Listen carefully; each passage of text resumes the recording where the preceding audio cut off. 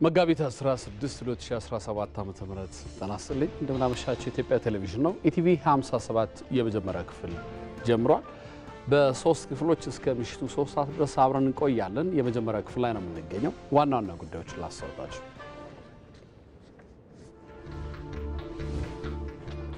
በአማራ ክልል አዊ ብሔረሰብ አስተዳደር ዞን በተያዘው በጀት ዓመት 22 ዘመናዊ የመስኖ ልማት ፕሮጀክቶች እየተገነቡ መሆኑ ተገለጸ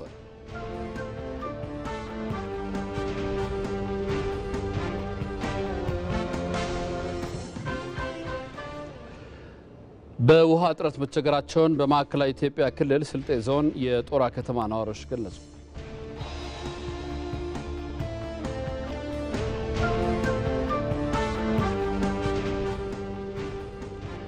በተገልጋዮች ላይ እንግልት የሚያደርሱ ባለሙያዎች ላይ አስተዳደራዊ እርምጃ እየተወሰደ ስለመሆኑ የለሚ ኩራ ክፍለ ከተማ አስተዳደር ገለጸ።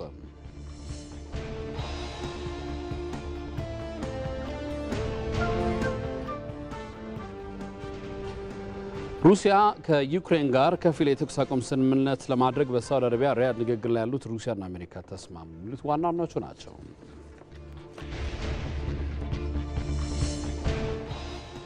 ከዜናዎቹ ጋር አንተነህ ደግፌ ነኝ አብራችሁን ቆዩ።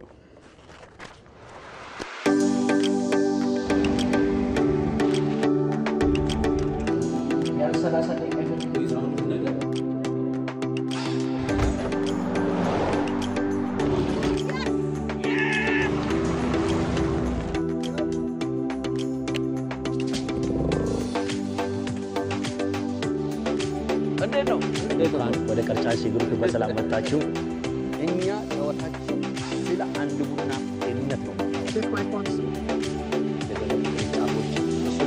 ሶስትና አራት በኋላ ተከታትለን እንቆጣለን ባይ ካሜራ ሳውንድ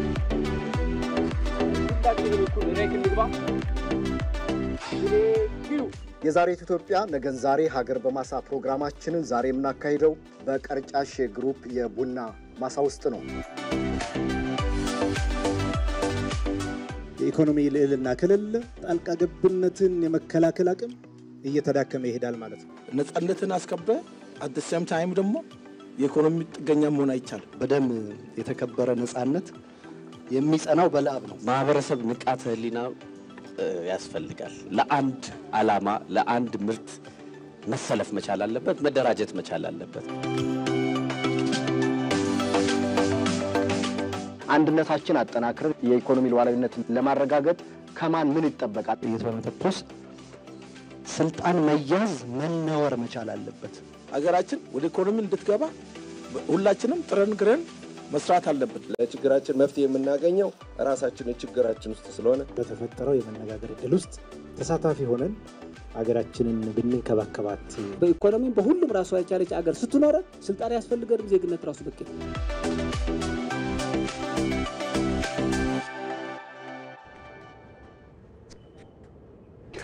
አንድ ስራ ፈጣሪ ወጣት እናስተዋውቃችሁ። ጥቅም ላይ ያዋሉ ጎማዎችን በመጠቀም ለህፃናት መጫወቻ ስፍራዎችን ለአስፓልትና የእግረኛ መንገድ ንጣፍ ለመስራት የሚውሉ ምርቶችንም ይሰራል።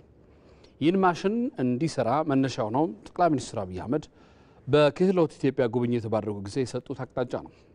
15 ማሽኖችን በውስጡ የያዘው ፕሮጀክቱ የማሽኑን ዋና ዋና አካላት ለማምረት 2 ወራት ብቻ ፈጅቷል። ማሽኑ 500 ኪሎ ግራም በሰዓት የማምረት አቅም አለው። ከራሱ አንደበት እንከታተል።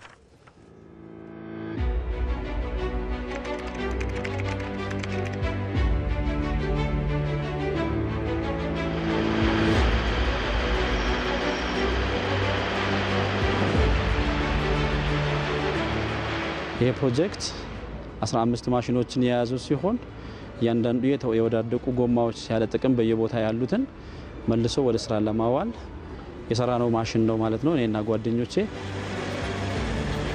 የህፃናት መዋያ እንደዚህም የእግረኞች መሻገሪያ ታይልሶች አሁን ደግሞ ሀገራችን ባለችበት የአስፓልት ለጅም ጊዜ እንዲቆይ ረበራይዝድ አስፓልትንም ለመጠቀም ለጥገናም ወጪ የሚቀንስ ዱራቢሊቲን የሚጨምር ያን ለዛም የሚሆን ግራኑሎችን የሚያመርት ማሽኖችን የሰራ ነው ማለት ነው። ይሄን ማሽን ለመስራት ዋና አካሎቹን በ2 ወር ውስጥ ነው የጨረስነው። ስለዚህ ይሄን ኢምፖርት ሰብስቲዩት የሚያደርግ ፕሮዳክት ነው ማለት ነው። ዋና ፕሮዳክቶቹንም ደግሞ ቴስት አድርገናል።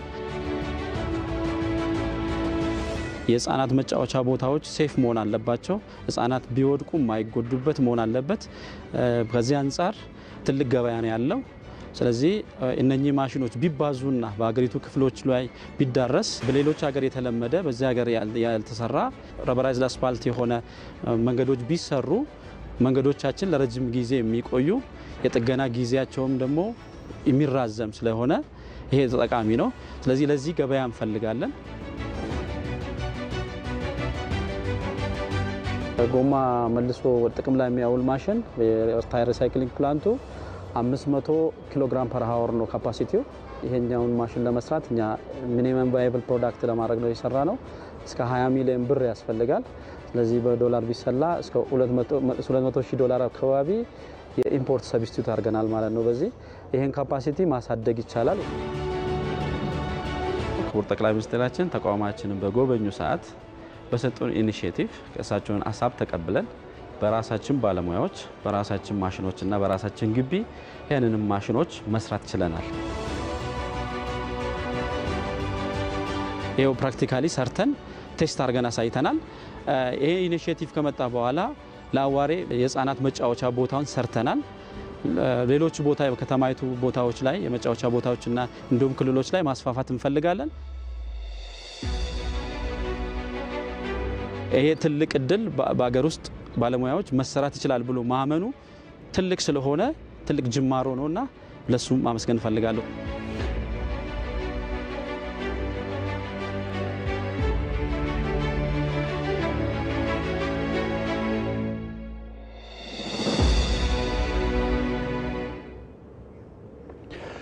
ኢትዮጵያ ያነሳችው የባህር በር ጥያቄ የአፍሪካ ቀንድ ሀገራት ያላቸውን ኢኮኖሚያዊና ፖለቲካዊ ትስስር በማጠናከር ፍትሃዊ ተጠቃሚነትን የሚያረጋግጥ መሆኑን የዲላ ዩኒቨርሲቲ ምሁራን ገለጹ። ኢትዮጵያ በቀጠናው ያላትን የብሔራዊ ጥቅም አጀንዳዎች ለማሳካት የተጀመሩ የዲፕሎማሲ ስራዎች በሁሉም ዘርፍ ተጠናክረው መቀጠል እንዳለባቸውም ተጠቁሟል። አስረሳ ወጌሽ ተጨማሪ አለ። ኢትዮጵያ ለአፍሪካ ቀንድ ሀገራት ሰላምና ደህንነት እንዲሁም ኢኮኖሚያዊ ትስስር ያሏትን እድሎች ሁሉ በመጠቀም ለዘመናት ስትሰራ ቆይታለች። ኢትዮጵያ አሁን ላይ የህዝብ ቁጥርና ኢኮኖሚያዊ እድገቷን ተከትሎ የባህር በር ለማግኘት እየሰራች ነው። ብዙ ሀብቶቿን ለጎረቤቶቿ ለምታጋራው ኢትዮጵያ ጥያቄው ተገቢና ፍትሃዊ ስለመሆኑ በዲላ ዩኒቨርሲቲ የማህበራዊ ሳይንስ መምህሩ መሳይ ፍቅሩ ይገልጻሉ። ለምሳሌ የባህር በር ማግኘት የመንግስት ጉዳይ ሊሆን ብቻ አይችልም፣ የህዝብ ጉዳይ ነው። ዞሮ ዞሮ 120 ሚሊዮን ህዝብን የሚጠቅም ኢኮኖሚያዊ ጥቅም ያለው ፖለቲካዊ ጥቅም ያለው ነው። እኛ ሰጪዎች ብቻ ነው ያለው። እንሰጣለን፣ ውሃ እንሰጣለን፣ ገበያ እንሰጣለን። ገበያ ናት ኢትዮጵያ። የ120 ሚሊዮን ህዝቦች ገበያ ናት። ብዙዎች ወደኛ ገበያ መጥተው ይነግዳሉ። እኛ ግን ከጎረቤቶቻችን ብዙ አንጠቀም። ስለዚህ በ7 ኪሎ ሜትር ርቀት በአንድ 100 ኪሎ ሜትር ርቀት የቀይ ባህር የህንድ ውቅያኖስ አለና ጎረቤቶቻችንም እኛ ነን እንዲረዱን ሰጥቶ መቀበል እኛም ሰተናቸው ፍትሃዊ ተጠቃሚነት የሚባለው ይሄ ነው። የጋራ ተጠቃሚነት የሚባለው ይሄ ነው። የአፍሪካ ቀንድ ሀያላን ሀገራት ከፍላጎት ያለፈ ተሳትፎ የሚያደርጉበት ቀጠና ነው የሚሉት በዲላ ዩኒቨርሲቲ የታሪክ መምህርና ተመራማሪው ዶክተር ተመስገን ንጉስ ኢትዮጵያም የባህር በር ለማግኘት የጀመረችውን ድርድር አጠናክራ መቀጠል እንዳለባት ተናግረዋል። የነዛ አገሮች ሉዓላዊነትም ጠብቃ ሰላማዊ በሆነ መልኩ እንዴት ተደራድራ መጠቀም እንደምትችል መወያየት አለባት፣ መደራደር አለባት። ትግል እኮ ነው። አውሮፓውያን እኮ እዚህ አፍሪካ ቀንድ ውስጥ ስንት እንትን አላቸው፣ ሚሊተሪ ቤዝ አላቸው፣ ባህራዊ ጥቅሞቻቸውን ለማስከበር ሲሉ ነው። እኛ ግን እዚህ ሆነን አይደለም ሚሊተሪ ቤዝ አንድ ኮንቴይነር ለማስገባት ያለው ፈተና ይታወቃልና ያን በመደራደር መፍታት ይቻላል ብዬ አስባለሁ። የአፍሪካውያን ዘመን ተሻጋሪ ጣፋንታቸው በርስ በርስ ትብብር ላይ ብቻ የቆመ ነው የሚሉት ምሁራን ኢትዮጵያውያንም ለብሔራዊ ጥቅማቸው ስኬት በህብረት መቆም አለባቸው ይላሉ። በመጠራጠር ላይ የተመሰረተ ግንኙነት ካለ ጊዜያዊ ከሆነ ዘለቀታ የሌለው ከሆነ አስቸጋሪ ነው የሚሆነው። ነገን ከነገ ወዲያን ለትውልድ የሚሻገር ፖሊሲ ቀይሰን በመተማመን ላይ የተመሰረተ በድርድር በውይይት ላይ የተመሰረተ በጋራ ጥቅም ላይ የተመሰረተ ፖሊሲ ይሄ ደግሞ የመንግስት ብቻ አይደለም፣ የዜጎች የምሁራን የፖለቲካ ፓርቲዎች የሁሉም ኢትዮጵያዊ ነኝ የሚለው አካል ሁሉ በዚህ ላይ መዘመር መቻል አለበት። በብሔራዊ ጥቅሞች ላይ አንድ ስንሆን መንግስት አቅም ይኖራል፣ የመደራደር አቅም ይኖራል በዓለም አቀፍ ደረጃ በሪጂናል ደረጃ አሁን ባለው ዓለም አቀፍ ግንኙነት ውስጥ ህዝቡ ከጀርባው የሌለ መንግስት ብዙም አይጓዝም ስለዚህ በዚህ ልክ በአካባቢያችንና በዓለም አቀፍ ደረጃ መንግስት የሀገርን ጥቅም ለማስከበር እየሄደ ያለውን ርቀት ህዝብ መረዳትና መደገፍ አለበት ከአመታት ዝምታ በኋላ በኢትዮጵያ የተነሳው የባህር በር ጥያቄ በርካቶች በፍትሃዊነቱ የተቀበሉት አጀንዳ ሆኗል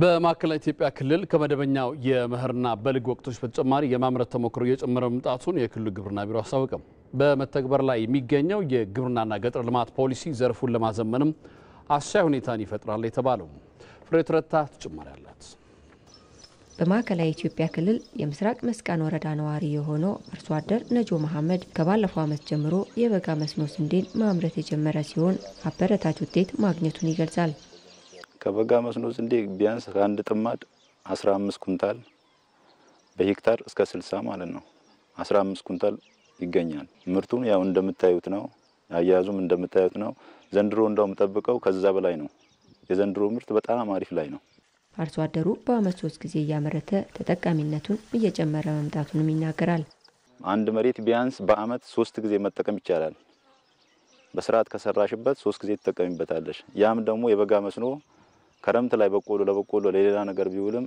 የበጋ መስኖ በደንብ መጠቀም ትችያለሽ ቢያንስ በጥማዱ እስከ 15 ኩንታል ዘንድሮ ግን ከዛም በላይ ነው የሚጠብቀው ምክንያቱም በጣም ምርት አለው በማዕከላዊ ኢትዮጵያ ክልል ከመደበኛው የመኸርና በልግ ወቅቶች በተጨማሪ የማምረት ተሞክሮ እየጨመረ መምጣቱን የገለጸው የክልሉ ግብርና ቢሮ ምርትና ምርታማነትን ለማሳደግ ያለው አስተዋጽኦ አበረታች ነው ብሏል ጸደያውን በዚህ አመት እኛ ከ35400 ሄክታር በላይ ማልማት ችለናል ድሮ ባንድ ዞን 500-600 ሄክታር ነበር ሽምብራ ምን የሚለማው አሁን ኦልሞስት ከክልላችን ከ70% በላይ አካባቢዎች ይሄንን በጸደይ ማምረት ጀምረናል አምስተኛው አማራጭ ቅድመ በልግ ይባላል ቅድመ በልግ አሁን ዝናብ ጠብ ሲያደርግ የአጭር ጊዜ እርጥበትን ተጠቅሞ በወቅቶሎ የሚደርሱ ሰብሎች ለምሳሌ ቦሎቄ በቆሎ አምርተው በሸትነት ሽጠው አንደኛ ገቢ ማመንጨት ሁለተኛ የመሬትም የጉልበትም የጊዜም ምርታማነት ማሳደግ እንግዲህ 5 ወቅቶች ማምረት ተጀምሯል ግን ይሄ ሁሉም ጋር ደርሷል አይደለም ገና ሁሉ ጋር ለማድረስ ይሄ ፖሊሲ ሁሉም ጋር ማሱ ባለቤት እንዲሆን ያስችለናል ለኛ ትልቅ አቅም ሆነናል በመተግበር ላይ የሚገኘው የግብርናና የገጠር ልማት ፖሊሲ የግብርናውን ዘርፍ ለማዘመንና ምርታማነትን ለማሳደግ አስቻይ ሁኔታዎችንም ይፈጥራል ተብሏል አሁን የምንከተለው ደግሞ ፖሊሲ አቅጣጫ ብዝሃ ዘርፍ ኢኮኖሚ ነው ስለዚህ ብዝሃ ዘርፍ ኢኮኖሚው ግብርናው ያደገ ሌሎች ዘርፎች ኢኮኖሚ ዘርፎች እድገት ግብርናው የራሱን አሻራ ያኖረ ከነኚህ ዘርፎች ጋር እየተመጋገበ እንዲሄድ ይሄ ፖሊሲ አስቻይ ሁኔታ ይፈጥራል ለምሳሌ አንደኛ አነስተኛ አርሶ አደሩ ተወዳዳሪ ምርት ማምረት እንዲችል ተወዳዳሪ ምርት ስንል ኢምፖርትን የሚተካ ኤክስፖርትን የሚያሳድግ ደረጃውን የጠበቀ ስታንዳርዳይዝ ሆነ ምርት ማምረት እንዲችል ለአነስተኛ አርሶ አደሩ አጋዥ አቅም ይሆናል በክልሉ በስፋት የተሰራበት የሚገኘው የበጋ መስኖ ልማት ወደ ሌሎች የሰብል አይነቶችም ለማስፋፋት እየተሰራ መሆኑም ተገልጿል ከኢቲቪ አዲስ ቀን ዝግጅት ጋር ቆይታ ያደረጉት የግብርና ሚኒስትር ዴኤታ ዶክተር መለሰ መኮንን የስንዴን ምርታማነት ይበልጥ ለማሳደግ 4 ምሰሶችን መሰረት በማድረግ እየተሰራ ነው ብለዋል በሄክታር የምናገኘውን ማብዛት እንዲሁም ደግሞ የምናመርተውን ሄክታር መጠን መጨመር አንዱ ነው ሁለተኛው በርካታ ለስንዴ ምርት ምቹ የሆኑ ሰፋፊ መሬቶች አሉ አሲዳማ የሆኑ እነዚህን አሲዳማ መሬቶች በማከም ወደ ምርት መመለስ ይሄ ከፍተኛ የምርት ጭማሪ የሚያመጣ መሆኑን በሶስተኛ ደረጃ ደግሞ ጥቁር አፈር ሆነው ውሃ የሚተኛባቸው ለስንዴ በጣም ምቹ ናቸው ያን ውሃ ማጠንፈፍ ከቻል ትልልቅ የስንዴ ማሳዎችን መፍጠር ስለሚቻል የጥቁር አፈር ውሃን በማጠንፈፍ ለስንዴ ምቹ ሁኔታ በመፍጠር ስንዴ ማምረት በሚል በዝናብ ወቅት እነዚህ 3 ፒላሮች አሉ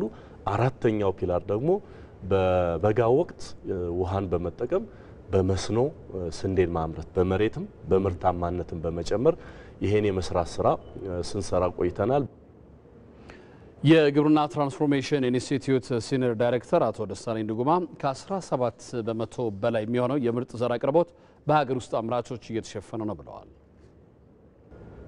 ዘር ራሳቸው አምርቶ ራሳቸው አጣርቶ ራሳቸው ፓክ አድርጎ እንዲሸጡ በዛ ደረጃ ላይ እንዲደርሱ ድጋፍ አድርጎላቸዋል። በአሁኑ ጊዜ ከ15 እስከ 17% በሀገር ደረጃ የሚቀርበውን የዘር ሽፋን እነኚህ ናቸው የሚሸፍኑት። በሀገር ደረጃ ያለው 17% የዘር ሽፋን መሸፈን ማለት ቀላል አይደለም። ይሄ በ19 ዩኒየኖች የተደረገ የዘር ምርት ውስጥ በመግባት ያመጡት ለውጥ ነው። በየግለሰቡና በየክላስተሩ ደግሞ አርሶ አደሮች ለራሳቸው ያመርታሉ። በግለሰብ ደረጃ የሚያመርቱት ፍቃድ ተሰጥቷቸው የሚሰሩ በጣም በርካታ ናቸው። ስለዚህ ይሄ በስንዴ ምርትም በሌሎች ሰብሎችም ከፍተኛ ለውጥ አምጥተዋል ማለት ነው። በአማራ ክልል ያለውን የኢንቨስትመንት አማራጮችን በመጠቀም ያለሙ ባለሀብቶች ቁጥር እያደገ መምጣቱን የክልሉ ኢንዱስትሪና ኢንቨስትመንት ቢሮ አስታወቀም። በክልሉ በበጀት ዓመቱ ያለፉት ወራት ከ251 ቢሊዮን ብር በላይ ካፒታል ያስመዘገቡ ባለሀብቶች አዲስ የኢንቨስትመንት ፈቃድ መውሰዳቸውም ተገልጿል። ኤጄ እንጂ ፈታ ተጨማሪ አላት። በአማራ ክልል ያለውን የኢንቨስትመንት አማራጮችን በመጠቀም የሚያለሙ ባለሀብቶች ቁጥር እያደገ መምጣቱ የክልሉ ኢንዱስትሪና ኢንቨስትመንት ቢሮ አስታወቀ። በክልሉ በበጀት ዓመቱ ያለፉት ወራት ከ251 ቢሊዮን ብር በላይ ካፒታል ያስመዘገቡ ባለሀብቶች አዲስ የኢንቨስትመንት ፈቃድ መውሰዳቸው ተገልጿል። የቢሮ ምክትል ኃላፊ አቶ ዮሐንስ አማረ ለኢዜአ እንዳሉት ክልሉን የኢንቨስትመንት ማዳረሻ ለማድረግ የሚያስችሉ ዘርፈ ብዙ ተግባራት እየተከናወኑ ይገኛል። ለዚህም ይረዳ ዘንድ የክልሉን የኢንቨስትመንት አማራጭ የመለየት የማደራጀትና በተለይ መንገድ ለባለ ሀብቱ የማስተዋወቅ እንዲሁም አሰራሮችን የማሻሻል ስራ ተሰርቷል ብሏል። በተከናወነው ጠንካራ እንቅስቃሴም ባለፉት ሳምንት ወራት ከ294,690 በላይ ለሚሆኑ ዜጎች የስራ ዕድል ተጠቃሚ ማድረግ የሚያስችሉ ለ1547 ባለ የኢንቨስትመንት ፈቃድ መስጠቱን ገልጿል። በክልሉ ኢንቨስትመንት እንቅስቃሴ ላይ ምን ውጤት መጣ ብለን ስንመለከት የመጀመሪያው ወደ ክልላችን የሚመጡ ባለሀብቶች ቁጥር እድገት አሳይቷል ነው። ከዚህ አኳያ ወደ ስራ ሲገቡ ለ294,693 ወጣቶች ስራ ዕድል ሊፈጥሩ የሚችሉና ከ251 ቢሊዮን ብር በላይ ካፒታል ያስመዘገቡ 1547 ባለሀብቶችን ወደ ክልላችን ተሰበው በአዲስ የኢንቨስትመንት ፈቃድ ማውጣት ችለዋል። ከዚያ አኳያ ሲወሰድ ወደ ክልላችን እየመጣ ያለው ባለሀብት ቁጥር እድገት አለው። ይህ ብቻ ሳይሆን በአጠቃላይ የሚያሳየው መልእክት ክልላችን አሁን ያለው ሰላም እየተረጋገጠ መምጣቱን አንዱ ማሳያ ስለሆነ የባለሀብቶች ቁጥር እድገት አለው ብለን እንወስዳለን። ለባለሀብቶች እየተሰጠ ያለውን የቅርብ እገዛ ማሻሻሉን አመልክቶ ባለፉት ወራት 286 የኢንቨስትመንት ፕሮጀክት የነበረባቸውን ችግር በመፍታት ወደ ማምረትና አገልግሎት እንዲገቡ ተደርጓል ብሏል። የመሬት አቅርቦት እጥረት ለነበረባቸው ፕሮጀክቶች 429 ሄክታር መሬት ማስተላለፍ እንደተቻለ ጠቅሶ በተለይም የኢትዮጵያ ተመርተ ንቅናቄ የተሻለ አቅምና ልምድ ያላቸው ባለሀብቶች ወደ ክልሉ መጥቶ በኢንቨስትመንት እንዲሰማሩ ማድረጉን አብራርቷል። እንዲሁም ቅንጅታዊ አሰራርን በማጠናከር የባለሀብቶችን የመንገድ፣ የውሃ፣ የኃይል አቅርቦት፣ የብድርና መሰል ችግሮችን መፍታት መቻሉን ጠቅሷል። በአጠቃላይ የኢትዮጵያ ተመርተ እንቅስቃሴ የፕሮጀክቶችን አፈጻጸም በማሳደግ ስራ ዕድል በመፍጠርና የክልሉን ኢኮኖሚ በማነቃነቅ በኩል ከፍተኛ የሆነ ለውጥ አመጣዋል ብለን የምንወስደው። ሌላኛው ፍቃድ ከተሰጣቸው ባለሀብቶች ውስጥ ግንባታ ላይ እና በሌሎች የአፈጻጸም ደረጃ ላይ ያሉበት ሁኔታ ስንመለከት በአጠቃላይ ወደ 509 የሚደርሱ የኢንቨስትመንት ፕሮጀክቶቹ በግንባታ ላይ እና በቅድመ ግንባታ ላይ ይገኛሉ። ይሄ አሁን ካለው በክልላችን እየተመዘገበ ካለው ሰላም አኳያ ሲወሰድ ወደ ተለያየ አፈጻጸም ደረጃ የገቡ ያሉ ፕሮጀክቶች ቁጥር ከዚህ በላይ በጣም ለውጥ ይኖራል ተብሎ ይታሰባል። በ8 ወሩ ግን 249 አምራች ኢንዱስትሪዎችና 260 የግብርና የሆርቲካልቸርና የአገልግሎት ኢንቨስትመንት ዘርፍ ፕሮጀክቶች በድምሩ 509 ፕሮጀክቶቹ ወደ ተለያየ አፈጻጸም ደረጃ ውስጥ እንዲገቡ ከፍተኛ አስተዋጽኦ አድርጓል። በክልሉ ያለውን የተሻለ ሰላም በመጠቀምም 509 የኢንቨስትመንት ፕሮጀክትም ወደ ግንባታው በቀድሞ ግንባታ ሂደት ላይ እንደሚገኙ አቶ ዮሐንስ አስታውቋል። በቀጣይም ባለሀብቶችን በቅርበት በማገዝ ሆርቲካልቸራል መሰል ዘርፎች በስፋት እንደሚሰማሩ ተገቢው እገዛን ድጋፍ እንደሚያደርግ አብራርቷል። በአማራ ክልል አዊ ብሔረሰብ አስተዳደር ዞን በተያዘው በጀት ዓመት 22 ዘመናዊ መስኖ ልማት ፕሮጀክቶች እየተገነቡ መሆኑ ተገለጸ። የመስኖ ፕሮጀክቶች ሲጠናቀቁ ከ3000 ሄክታር በላይ መሬት በማልማት ከ4000 በላይ አርሶ አደሮችን ተጠቃሚ ያደርጋል ተብሎም ይጠበቃል። ሳሙኤል ወርቃዩ ተጨማሪ አለው። ዘመናዊ የመስኖ አውታሮችን ማስፋፋት የአርሶ አደሩ ልፋት ከመቀነሱም በላይ ምርትና ምርታማነትን በማሳደጉ ረገድ የሚጫወተው ሚና ከፍተኛ ነው። በርካታ ወንዞች በሚገኙበት በአዊ ብሔረሰብ አስተዳደር ዞንም የተሰሩ ዘመናዊ መስኖ ፕሮጀክቶች እንዳሉ ሆነው የመስኖ ፕሮጀክቶች ባልተስፋፉባቸው አካባቢዎች ምንም እንኳን ስራው አድካሚ ቢሆንም አርሶ አደሮች የመስኖ ውሃን በባህላዊ መንገድ በመጥለፍ ምርቶቻቸውን በመስኖ ከማምረት ወደ ኋላ አላሉም። በዞኑ በዋንጎ ወረዳ የዋይክላ ቀበሌ አርሶ አደሮችም በባህላዊ መንገድ መስኖን ለማልማት ከፍተኛ ጉልበትና ጊዜን ተጠቅመው ውሃ ቢጠልፉም ውሃው ውስጥ ለውስጥ እየሰረገ የሚያገኙት ውሃ አነስተኛ በመሆኑ ውስን መሬት ብቻ በመስኖ ሲያለሙ እንደነበር የውሃ ጥረት በጣም አነሳ ነበር። እዚህ ላይ ያለ ርግርግ መሬት አለ ቀጥታ ዝም ብሎ የምስጥ ጉድጓድ አለ አፈር በመናድ አለ በጣም ችግር ያጋጥመን ነበር። በአካባቢያቸው የተጠናከሩ የመስኖ ፕሮጀክቶችን መንግስት እንዲገነባላቸው በተደጋጋሚ ሲጠይቁ መቆየታቸውን የሚናገሩት አርሶ አደሮች ጥያቄያቸው ምላሽ አግኝቶ አሁን ላይ በአካባቢያቸው የመስኖ አውታሮች እየተገነቡላቸው ይገኛል። ቴክኖሎጂ ለመጠቀም ወደ መንግስት ደግሞ አቤቱታ እያቀረብን መንግስት ደግሞ ችግራችን ፈታልን።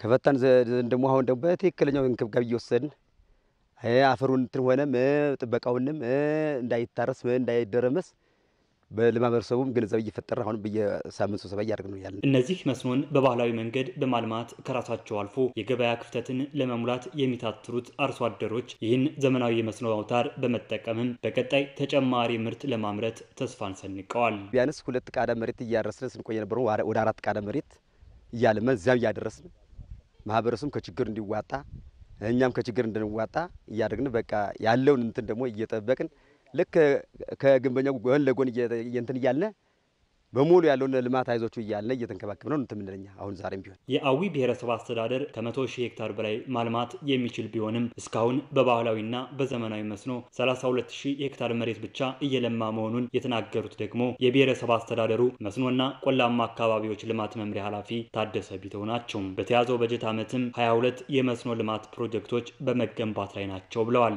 አሁን በዚህ በ2017 በጀት ዓመት ደግሞ ከ22 የሚሆኑ የመስኖ አውታሮች አሉ። በእነዚህ የመስኖ አውታሮችም ከ3000 ሄክታር በላይ የሚሆን ቢጠናቀቁ ከ3000 ሄክታር በላይ ማልማት የሚችሉ ከ4000 በላይ የሚሆን አርሶ አደሮች ተጠቃሚ የሚያደርጉ ናቸው። እነዚህን የመስኖ ፕሮጀክቶች ለማስገንባት እንግዲህ ከ850 ሚሊዮን ብር በላይ በጀት የተመደበላቸው ናቸው። በዞኑ የውሃ አማራጭ በሌለባቸው አካባቢዎችም መስኖን በሞተር ፓምፕ እንዲያለሙ በዚህ ዓመት ከ254 በላይ ፓምፕ ለአርሶ አደሮች መሰራጨቱም ተነግሯል። በውሃ እጥረት መቸገራቸውን በማዕከላዊ ኢትዮጵያ ክልል የስልጤ ዞን የጦራ ከተማ ነዋሪዎች ገልጸዋል። ችግሩን ለመፍታት የሚደረገው ጥረትም ውጤታማ እንዳልሆነ ነው የተገለጸው። ዋለልኝ ታምር ተጨማሪ አለው።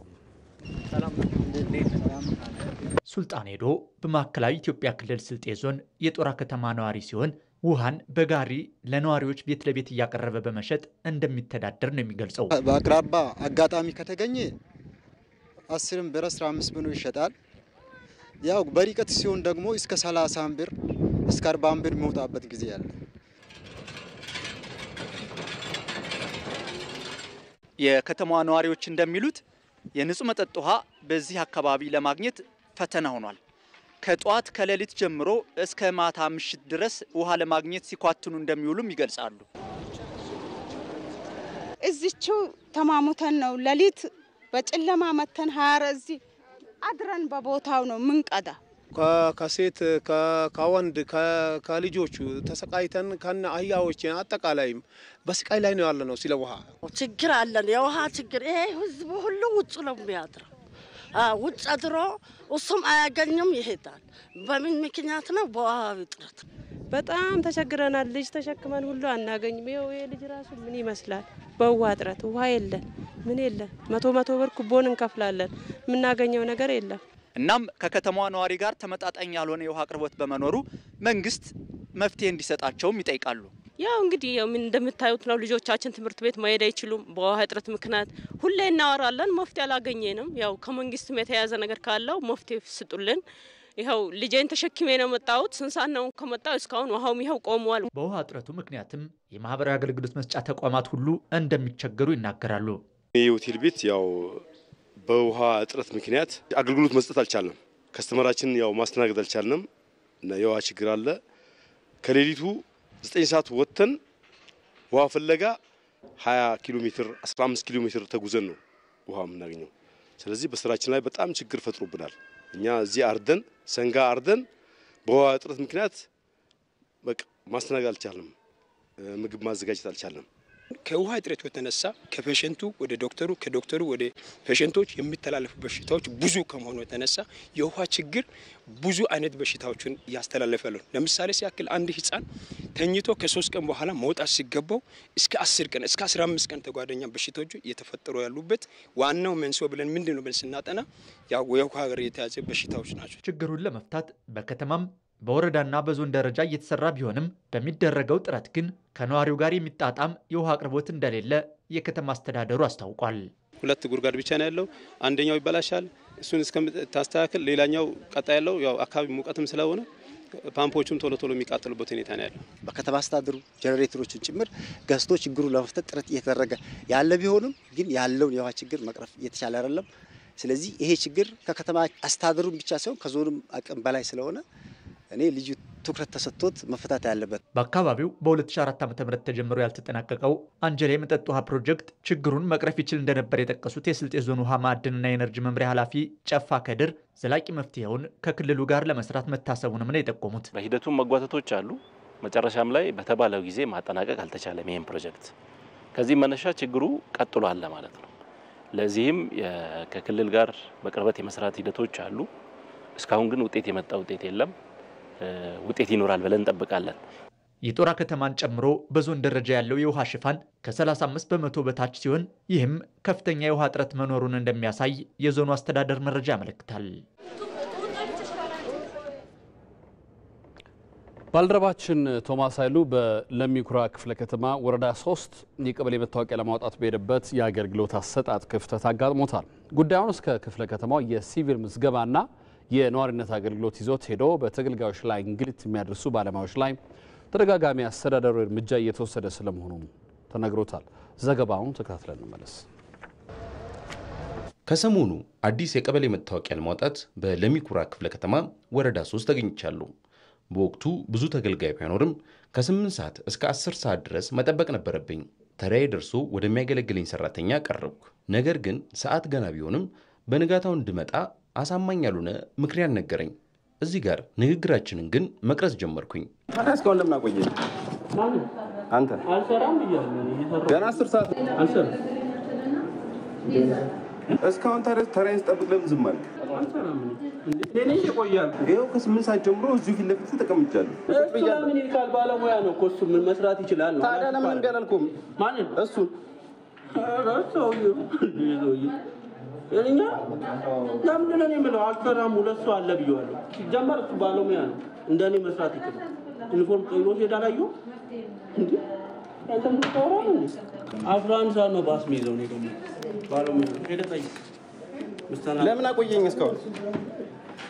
እሱ ጋር ብሎ ሲሄድ እሱም ባለሙያ ነው ዩኒፎርም ቀይሮ ሄዶ መስራት ይችላል እንዴ? ዘላለም እዛ ሄድ ብሎት አሰራሩ ትክክል ባይሆንም እንደ አንድ ዜጋ ለመገልገል ግን በንጋታው መምጣት ነበረብኝ። በወቅቱ ከ10 ደቂቃ ባልበለጠ ሰዓት ተስተናገድኩኝ። ነገር ግን ጉዳዩን ወደ ወረዳው ስራ አስፈጻሚ መርጋ አርሳ ጋር ይዤ ሄድኩኝ። ስለተፈጠረው ነገርም አስረዳው። ይሄን ነገር እኔ በበኩሌ በጣም ሶሪ አስተዳደር ማለት ነው። ከዛ ተቋም ላይ 2 ሰው ላይ እርምጃ ወስደናል። ቢፎር እንደዚሁ ማለት ነው። ዋና ካሜራው የሚያስፈልገው ይሄኛው ካሜራ ያስፈልገው ለዚህ ነው ማለት ነው። አንዳንዴ ዲናይ ማድረግ ሁኔታዎችም ጭምር ስለነበሩ ባለጉዳይን የሚያመናጭቁ ስነ ምግባር ያሌላቸው ባለሙያዎች አሉ። ለዛ ነው እቺ ካሜራ የገጠምነው በዚህ ነው ማለት ነው። እሁድ ቅዳሜ ገብተው የሚሰሩ ባለሙያዎች ጭምራሉ ማለት ነው። አንዳንድ ደግሞ እንደዚህ በቃ ትንሽ ከሌላ ኢንቫይሮንመንት በተለያየ ምክንያቶች ወደዚህ የመጡ አካላት ደግሞ ትንሽ ባለጉዳዮቻችንን የሚያመናጭቁ አሉ ማለት ነው። እነዚህ ላይ እርምጃ እንወስዳለን። በሲቪል ምዝገባ ጽሕፈት ቤት አገልግሎት ለማግኘት ነዋሪዎች በየቀኑ ይመጣሉ። ነገር ግን እኔን የገጠመኝ አይነት በደሎች በህዝቡ ላይ የሚፈጽሙ ህዝብና መንግስትም የጣለባቸውን ኃላፊነት ወደ ጎን በመተው ሙስና የሚሰሩ በርካቶች ናቸው። ስለዚህም ክፍለ ከተማው አስተዳደራዊ እርምጃ እየወሰደ ስለመሆኑ ይገልጻል። አንዱ አገልግሎት አሰጣጥ ሂደታችን ላይ የባለሙያ ብልሽት ይኖራል። ባለሙያ ሌብነት ላይ ይገባል። አሰራሩን የአገልግሎት አሰራሩን መመሪያውን እያወቀ አሰራሮችን በመጣስ በገንዘብም ይሁን ባለማወቅም ይሁን አሰራሩን በመጣስ አገልግሎቱን የሚያበላሽበት ሁኔታዎች አሉ። ባለሙያ አካባቢ ለምሳሌ 2017 ብቻ ከ14 ሰራተኞች በላይ እርምጃው ተወስዶባቸዋል። ብልሹ ስራና ሌብነት ላይ ተሳትፎ የተገኙ ከ14 ባለሙያዎች ላይ 5ቱ ጉዳያቸው በፍርድ ቤት ተይዞ በወንጀል ተይዞ የፍርድ ሂደቱን እየተከታተሉ ነው። ሌሎች ግን ከደሞዝ እስከ ከስራ እስከ ማገድ ድረስ እርምጃ የተወሰደባቸው አግባብ አለ። አሁንም በሂደት እየተከታተለን የምንገኝ ባለሙያዎች አሉ። እኔ ግዴታና ኃላፊነቴን በአግባቡ የማውቅ ግለሰብ በመሆኔ ጉዳዩን በቸልታ ለማለፍ አልወደድኩም። ነገር ግን ስንቱ እየተንገላታ በቸልታ ዝም ብሎ ወደ ቤቱ ሄዶ ይሆን? መንግስት ግን እንዲህ አይነቱን ብልሹ አሰራር ለማጥራት በትኩረት መስራት ይገባዋል። ዛሬን ጨምሮ በቀጣይ ቀናት የተለያዩ ሀገሪቱ አካባቢዎች ላይ የሚኖረውን የአየር ሁኔታ እንከታተል። ኃይሉ ነገሰ እየጠበቀ ነው። ኃይሉ እንዴት አመሸ? እንደምን አመሸ አንተነህ? ይመስገን። ያሉት መረጃዎች እንከታተል። አመሰግናለሁ አንተነህ። በዛሬው ዕለት የበልግ ዝናብ ዋነኛና ሁለተኛ የዝናብ ወቅት በሆነባቸው የሀገራችን አካባቢዎች ላይ ጠንካራና የተስፋፋ የደመና ሽፋን ነበራቸው። ከዚሁም ጋር ተያይዞ በጎንደር በመታራና በነጌሌ ዝናብ ተመዝግቧል። በነገው ዕለት በልግ ዋነኛና ሁለተኛ የዝናብ ወቅታቸው በሆኑት የሀገራችን አካባቢዎች ላይ ጠንካራ የደመና ሽፋን ይኖራቸዋል። ከዚሁም ጋር ተያይዞ በብዙ ቦታዎቻቸው ላይ ከቀላል እስከ መካከለኛ መጠን ያለው ዝናብ ያገኛሉ። በተጨማሪም በምዕራብና ምስራቅ ሸዋ፣ በምዕራብና ምስራቅ ሐረርጌ፣ በከፋ፣ በጉራጌ፣ በስልጤ፣ በሀዲያና ወላይታ በ24 ሰዓት ውስጥ ከ30 ሚሊ ሜትር በላይ ከባድ መጠን ያለው ዝናብ ያገኛሉ። በመሆኑም የሚኖረው የዝናብ መጠንና ስርጭት የበልግ እርሻ ስራዎችን ለማከናወን ከፍተኛ ጠቀሜታ ይኖረዋል። በነገው ዕለት በአንዳንድ የሀገሪቱ ዋና ዋና ከተሞችና የቱሪስት መዳረሻ የሆኑት ስፍራዎች የሚኖራቸው የአየር ሁኔታ በላሊበላ፣ አክሱም፣ ነቀምቴ ቀላል ዝናብ፣ በጅግጅጋ፣ በጂንካ፣ በደብረ ማርቆስ፣ በባቱ ዝናባማ፣ በተመሳሳይ በውሳና፣ በፊቼ ዝናባማ፣ በጎዴና ወልዲያ ቀላል መጠን ያለው ዝናብ ያገኛሉ። በአዲስ አበባ በቀጣዮቹ 3 ቀናት ዝናባማ የአየር ሁኔታ የሚኖር ሲሆን የቀኑ ከፍተኛ የሙቀት መጠን እስከ 28 ዲግሪ ሴልሺየስ ይደርሳል። ተመልካቾቻችን ለበለጠ መረጃ የኢንስቲትዩቱን ድረገጽ www.itomet.gov.ኢቲን ይመልከቱ። በርካታ መረጃዎችን ያገኛሉ። አንተነህ አመሰግናለሁ። ያለው እኔም አመሰግናለሁ። ራሳቸው እንግዳው የሀገር ሀብት ናቸው። እስቲ ዙሪያውን ተመልከት አለኝ። አየሁና ምን ልዩነት ታያለህ አለ። ምንም አላይም አለ። አንተ እኮ ብቻ ነህ ጥቁር ያለህ አለኝ። ጎበዝ ሰው፣ ጀግና ሰው ይወዳል።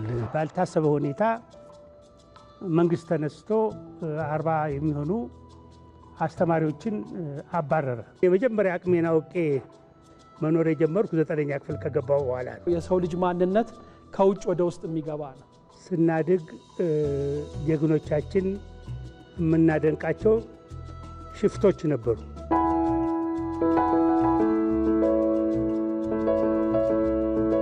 ጠቅላይ ሚኒስትሩ ተማሪ ነበር መለስ ዜናዊ። ከፕሮፌሰር ሽብሩ ህይወት አንዱ የምንማረው ነገር እሱ ነው። መቻቻልን፣ መተሳሰብን፣ ጓደኝነትን፣ የጋራ የሆነውን ትምህርት ቤቱን ህጎች አክብረን የመኖር የተማርን እዛ ነው።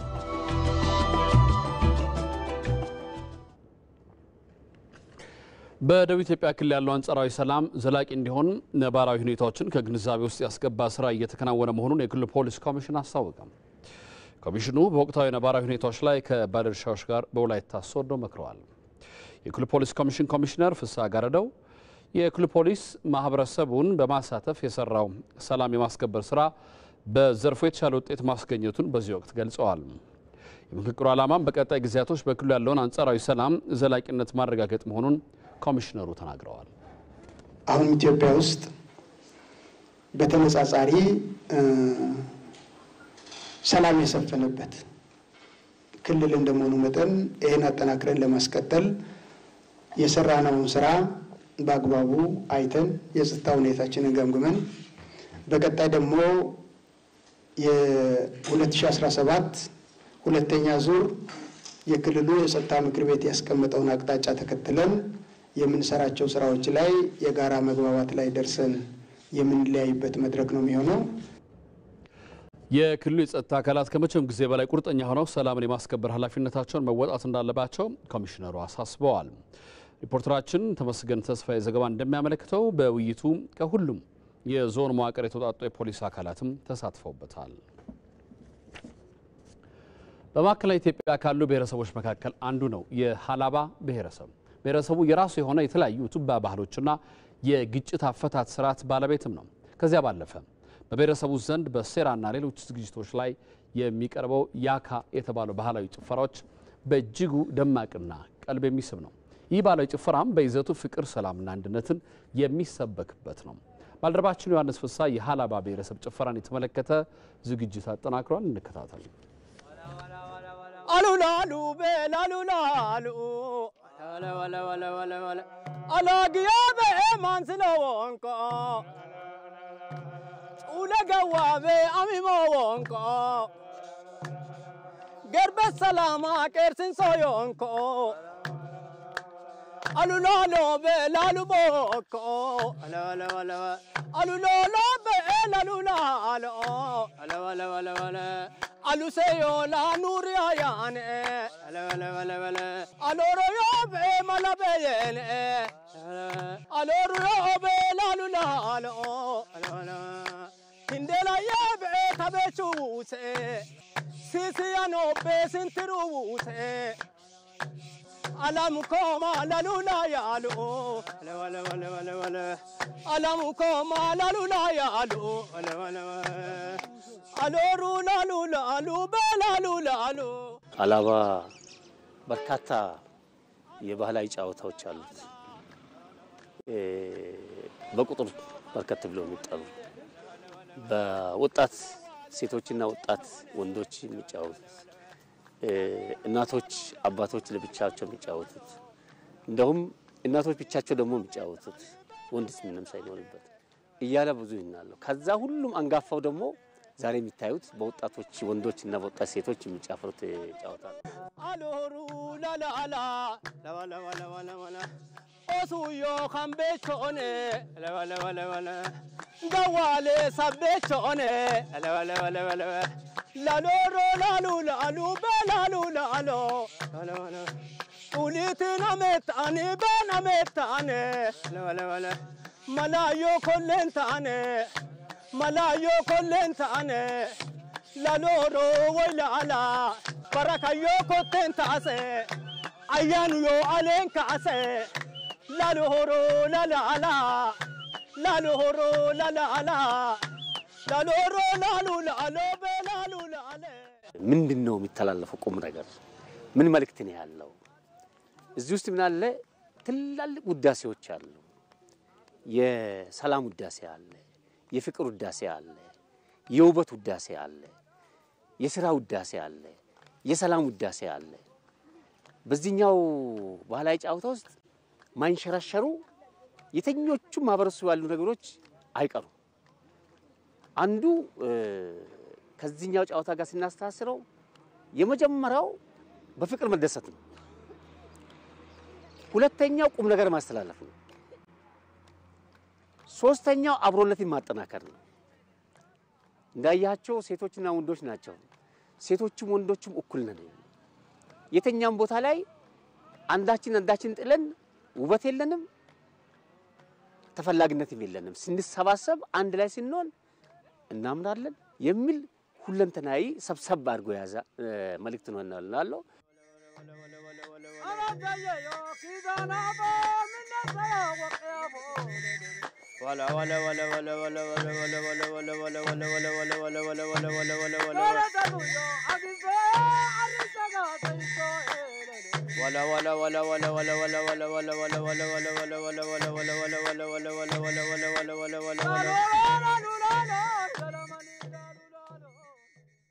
ሰላም የሚለው ቃል ምንድነው ትርጉሙ? ለምን ሰላም አስፈለገ? ለመኖር ለመስራት ለመጫወት ሁሉ ነገር በሰላም ማቀፍ ውስጥ ቅድም ሰላማን እያለ ነበር። ኤሪያዎች ደግሞ እየጠቀሰ ነበር። እዛ አካባቢ ጥሩ ነገሮች አሉ። ኦሬዲ ጥሩ ነገሮች እዛ ቦታ ይቅር ብቻ አይደለም። በተሻለ መጠን ሁሉንም ጥሩ እናድርገው የሚል ትልቅ መልእክት ያዘለ ነገር ነው ሲያስተላልፈ ነበርና አንዳንዱ ጫውታ ብቻ አድርጎ ይስተዋል አይደለም። ምክርም ነው፣ መልእክትም ነው፣ ትምህርትም ነው እና ሂደቱ ሳይቋረጥ ሊቀጥል የሚችልበት እድል መፍጠርም ጭምር ነው።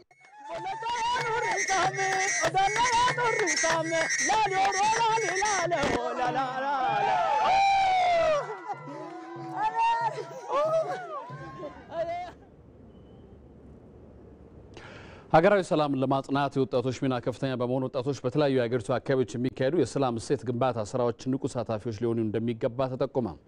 የተገለጸው በደቡብ ኢትዮጵያ ክልል የወላይታ ዞን ወጣቶች በብልጽግና ፓርቲ ሁለተኛ መደበኛ ጉባኤ ውሳኔ ዙሪያ የወጣቱን ሚና በተመለከተ በተወያዩበት ወቅት ነው። የውይይቱ ዋነኛ ዓላማ በፓርቲው መደበኛ ጉባኤ በተላለፉ ውሳኔዎች ላይ የጋራ ግንዛቤ መፍጠር፣ የሀገር ግንባታ ስራን ማጠናከር መሆኑን በብልጽግና ፓርቲ ወጣቶች ክንፍ ስራ አስፈጻሚ አባል ወጣት ያሬድ ተፈራ ገልጸዋል። የሰላም እሴት ግንባታ ትልቁ የትኩረት መስክ መሆኑን ጠቅሰውም ሰላም ለማጽናት ከወጣቱ ብዙ ይጠበቃል ብለዋል። የመስራትም የመጠቀምም እኩል የመልማትም ጉዳይ ሀገር ሲኖር፣ ስለዚህ ሀገር እንዲኖር ደግሞ የሰላም ጉዳይ ሁላችንም ባለቤት እንድንሆን ይጠበቅብናል። ዛሬ ደግሞ ይበልጥ እንድንወያይ ያደረገው ወጣቶቻችን በስፋት ሲያነሱ የነበረው ሰላማችንን አስጠብቀን መቀጠል እንዳለብን በስፋት የተወያየንበት እና ዋናው የጉባኤያችን አቅጣጫ እንደሆነ በአጽንኦት ስንወያይ የነበረባቸው ነው። ስለዚህ ትክክለኛው ሪያሊቲውን እውነታውን ፈልጎ ማግኘት የኛው ትውልድ ወጣት ትልቁ ሚናው መሆን እንዳለበትም በስፋት ሲነሳ የነበረ። ምክንያቱም ሰላምን ስናመጣ ሰላምን ስናስጠብቅ የምንፈልገውን ሀገር መገንባት ይቻላል። ብዝሃ ማንነት ባላቸው እንደ ኢትዮጵያና መሰል ሀገራት የወጣቶችን ሁለንተናዊ ተሳትፎና ተጠቃሚነት ማረጋገጥ በትኩረት ሊሰራ እንደሚገባ የገለጹት የውይይቱ ተሳታፊ ወጣቶች በየደረጃው የራሳቸው ሚና ለመጫወት ዝግጁ መሆናቸውንም ተናግረዋል። ለሀገር ምን ያስፈልጋል የሚለው ነገር የመጀመሪያ ሰላምን የማስጠበቅ ስራ ከራሴ በመጀመር የአካባቢ ሰላም በማስጠበቅ የሀገሪቱን ሰላም ደግሞ ዘላቂ ሆኖ እንዲቀጥል የማድረግ ስራ ለመስራት ዝግጁ መሆንን ለመግለጽ ፈልጋለሁ። ሰላምን በመስበክ ሌሎች ወጣቶች ደግሞ ለሰላም ያላቸውን ግንዛቤ ከፍ በማድረግ የኔን ጉልህ ድርሻ እንዲኖር ከኔ መማራቸው ወጣቶች ከስር ብዙ ወጣቶች አሉ። እነዚህ በየቀጠናው በየሰፈሩ በየመንደሩ ውይይቶችን እየፈጠርን ይሄንን የምናካሂድ ይሆናል የሚለው የሰላም ግንባታ ሂደት ላይ የራሴን ድርሻ በመወጣት የልማት ስራዎችን የማስጠበቅ የመጠበቅ ተሳትፎም የማድረግ ስራ ከኔ ይጠበቃል ብዬ ነው የማምነው። እንደ ሪፖርተራችን ተመስገን ተስፋዬ ዘገባ በውይይቱ ከሁሉም የወላይታ ዞን መዋቅሮች የተውጣጡ የፓርቲ አባላትና ደጋፊ ወጣቶችም ተሳትፈውበታል። የውጭ ዜና። ሩሲያ ከዩክሬን ጋር ከፊል የተኩስ አቁም ስምምነት ለማድረግ በሳውዲ አረቢያ ሪያድ ንግግር ላይ ያሉት ሩሲያና አሜሪካ ተስማሙ። አሜሪካ ከሩሲያ ተደራዳሪዎች ጋር ያደረገችው ንግግር ካጠናቀቀች በኋላም ከዩክሬን ጋር ምክክሯንም ትቀጥላለች። መሐመድ አልቃድር ተጨማሪ አለው።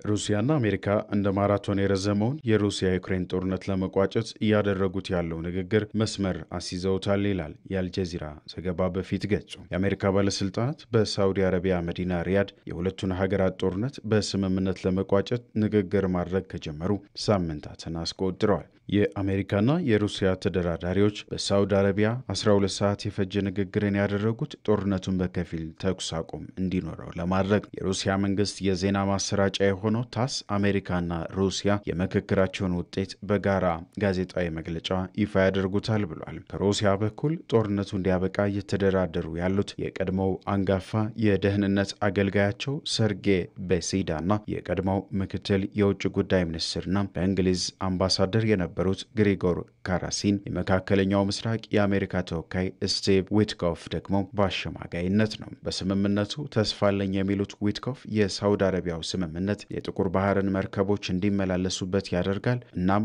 ወደ ተሟላ ተኩስ አቁም ይመራናል ነው ያሉት ለፎክስ ኒውስ። ይሁን እንጂ የክሬምሊን ቃል አቀባይ ዲሚትሪ ፔስኮቭ እኛ በነገሩ ጅማሬ ላይ ነን፣ ከባድ የድርድር ሂደት ከፊታችን አለ ሲሉ በሀገራቸው የቴሌቪዥን ጣቢያ ተናግረው ነበር። በሳውዲ አረቢያ አረቢያ ከሩሲያ ሰዎች ጋር የመከረችው አሜሪካ የዩክሬን ተደራዳሪዎችም ጋር ትመክራለች ተብሎ ይጠበቃል። አሜሪካ ወዲህ ከፊል ጦርነቱን ለመቋጨት ብሎም የራሷን የማዕድን ተጠቃሚነት ለማረጋገጥ እያደረገችው ያለው የአደራዳሪነት ሚናዋ የጥቁር ባህርን የሚከፍት በዚያም የሚደረጉ ጥቃቶችን የሚያስቆምና ከ3 ዓመት በላይ የዘለቀውን ጦርነት የመቋጨት ነው ትላለች።